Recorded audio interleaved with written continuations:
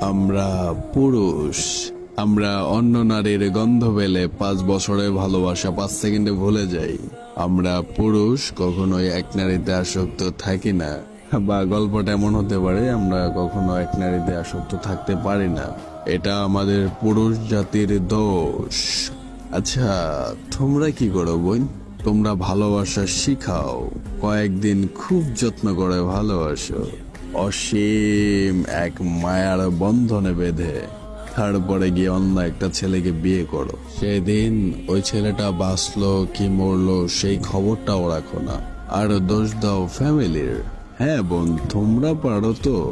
বিয়ের পর তোমার স্বামী যখন তোমাকে আদর করতে আসে তখন ওই ছেলেটাকে মনে রাখতে। তোমরা পারো তো এক পুরুষে আসক্ত থাকতে।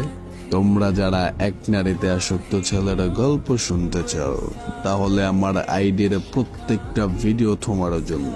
যে পুরুষ এক নারীতে আসক্ত, তার শেষ পরিণতি কাফনে সীমাবদ্ধ।